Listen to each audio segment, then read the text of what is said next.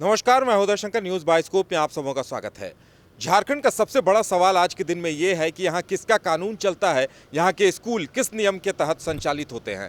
जब यही सवाल शिक्षा मंत्री जगन्नाथ महतो से पूछा गया तो वो साफ साफ कहते नजर आए कि जो लोग भी स्कूलों के नियमावली के साथ खिलवाड़ कर रहे हैं उन पर सख्त कार्रवाई होगी। कमेटी बनाई गई है, 1 हफ्ते में रिपोर्ट आ जाएगी। हम बात कर रहे हैं शुक्रवार की छुट्टी का। आखिर इन नियमों में बदलाव कैसे हुआ? बड़ा सवाल है कि आखिर संडे को स्कूल और शुक्रवार को छुट्टी, ये नियम कब से चलने लगा और आखिर कितने दिनों से ये अंधेरगर्दी चल रही है और पूरा प्रशासन और अधिकारी आंखें मूंदे बैठे हैं। अब देखने वाली बात ये होगी कि शिक्षा मंत्री का जो बयान है कि सख्त कार्रवाई होगी, रिपोर्ट क्या कुछ आती है। लेकिन इससे भी बड़ी गौर करने वाली बात ये सामने आई है कि जामताड़ा के स्थानीय विधायक इरफान अंसारी जो साफ साफ ये कहते नजर आ रहे हैं कि अगर संडे को स्कूल चलाया जा रहा है, शुक्रवार को छुट्टी दी जा रही है, तो इसमें गलत क्या है।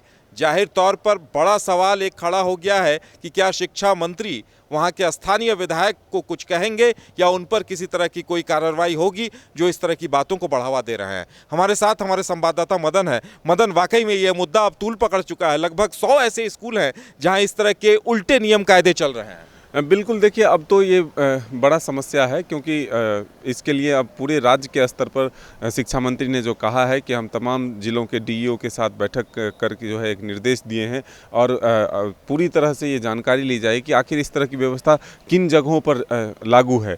तो ऐसे में अब जो जामताड़ा से आया, फिर पहले गढ़वा से जो मामला आया था कि प्रार्थना के तरीके बदल दिए गए थे, तो अब ये सरकार के लिए एक ज़रूर चुनौती है कि अगर प्रशासनिक अधिकारी के नाक के नीचे इस तरह से बदलाव कर दिए जाते हैं कि सरकार के नियमों का ही पालन नहीं हो रहा है, तो फिर सरकार के लिए एक बड़ी चुनौती है।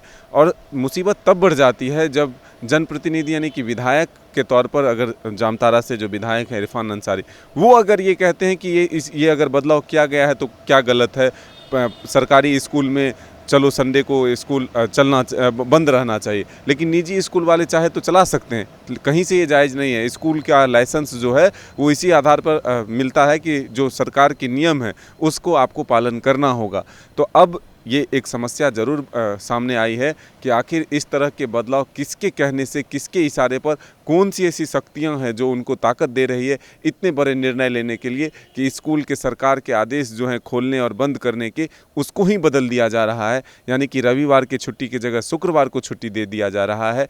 जो सामान्य विद्यालय हैं उनके आगे अगर उर्दू विद्यालय लिख दिए जाते हैं तो इसके लिए कौन जिम्मेदार है? और आखिर ये मजबूरी क्या थी कि सरकार के जो अधिकारी हैं वो इसकी शिकायत पहले क्यों नहीं किया? मीडिया के द्वारा जब ये बातें सामने लाई गई उसके बाद अब सभी एक्शन में हैं। कई ज़िले और हैं जहां अभी भी इस तरह की बातें सामने आ रही।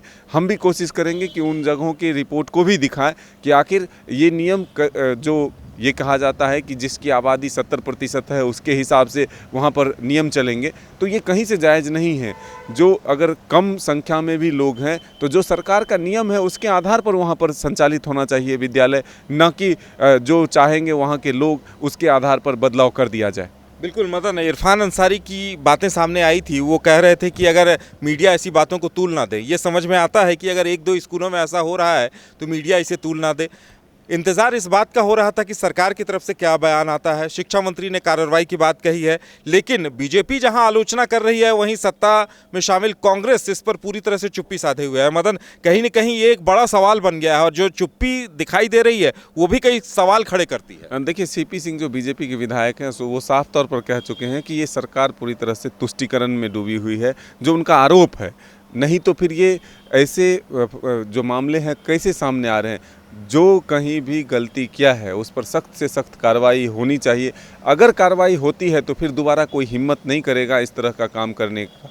तो अब देखना होगा कि सरकार के सामने जब विपक्ष भी इस तरह से सवाल उठा रहे हैं और जो मीडिया के द्वारा बातें सामने लाई गई है उसके बाद सरकार क्या कुछ एक्शन लेती है। हालांकि शिक्षा मंत्री ज़रूर कह रहे हैं कि वो कोई भी दोषी बख्शे नहीं जाएंगे। जल्द से जल्द जो है पूरी तरह से बैठक करके एक निर्णय लिया जाएगा।